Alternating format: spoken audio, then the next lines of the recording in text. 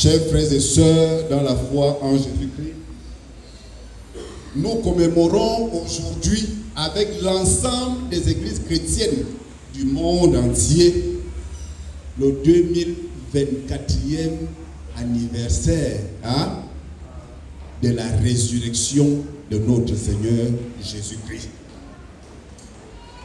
2024 ans. Que ce message est véhiculé, distillé dans le monde entier par les églises. Ce message est centré sur un point essentiel, sur un dogme inébranlable. Jésus-Christ est vivant et qu'il est bel et bien ressuscité d'entre les morts. Toutes les églises chrétiennes confessent cela.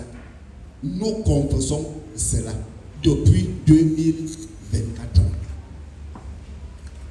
Mais bizarrement, on se rend compte que c'est comme si le monde n'arrive plus à croire en notre confession de foi.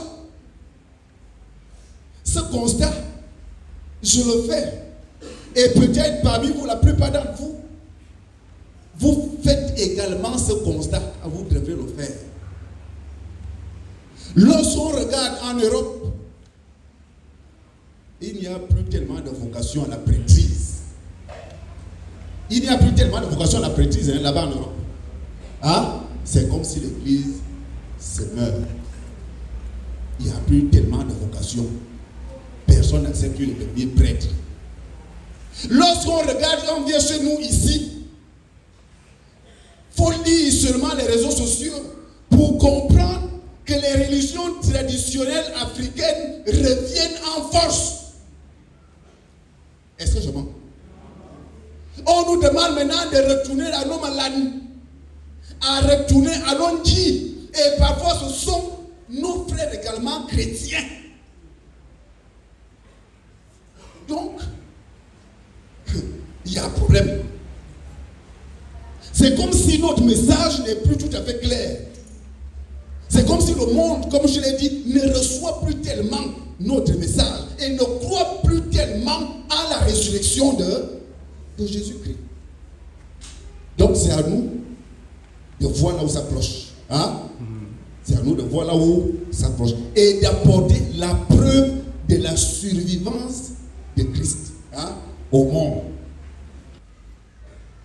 La preuve de la survivance de Christ.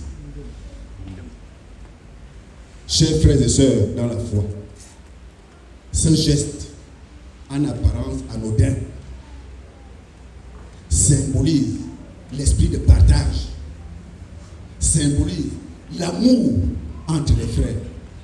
Parce que c'est au travers de cet amour, de ce partage, mon frère, qu'on peut révéler le Christ au monde et appeler le monde justement à se convertir pour intégrer l'Église. Ça, c'est la Bible. Maintenant, qu'est-ce que nous avons? Qu'est-ce qu'il y a? On peut retenir d'essentiel pour nous, chrétiens de l'archi-paroisse de Mélène Maranatha. Quelle est l'importance de la Pâque chez nous, pour chacun d'entre nous, aujourd'hui? Retenons simplement que les deux disciples d'Emmaüs symbolisent les hommes du monde. Est-ce que vous comprenez? Ces hommes du monde-là, ceux qui aujourd'hui se tiennent, nous demandent aux gens de ne plus aller à l'église, mais de retourner à nos dieux ancestraux. C'est eux. Ces gens qui au départ ont cru, mais qui ont été déçus par l'église ou par nous. Est-ce que vous suivez ce que je dis? C'est eux qui remplissent le monde et qui aujourd'hui combattent même l'église par rapport à ce qu'ils ont vécu. Comment donc faire pour essayer de les convaincre de la suffisance de Christ.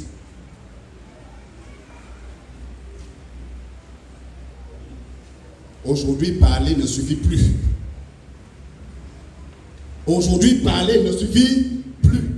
Aujourd'hui, prêcher la parole de Dieu ne suffit plus. Parce que même le monde prêche déjà parfois mieux que nous la parole de Dieu. La seule parole ne suffit plus aujourd'hui, mon frère, ma soeur. Il ne suffit plus de proclamer, oui, Jésus est ressuscité, Jésus est ressuscité. Mais qu'est-ce que tu fais pour démontrer au monde que Jésus est ressuscité? Rien que par la parole. Les églises du réveil prêchent. Tout le monde aujourd'hui prêche. Et pourtant, les comportements sont toujours les mêmes. Nous éprouvons des difficultés à amener les hommes à l'église. Et même ceux qui viennent, c'est plus par conviction, c'est sûrement par suivisme. Parce que la plupart d'entre nous sommes à l'église, mais nous ne croyons pas réellement à la résurrection. Parce que ça doit témoigner, nous devons le témoigner au travers de notre façon d'être. Comment pouvons-nous dissuader le monde de la suffisance de Christ? Rien que par la seule parole, ça ne marche plus. Il faut que nous nous engagions dans la société, chacun à son niveau et à sa manière.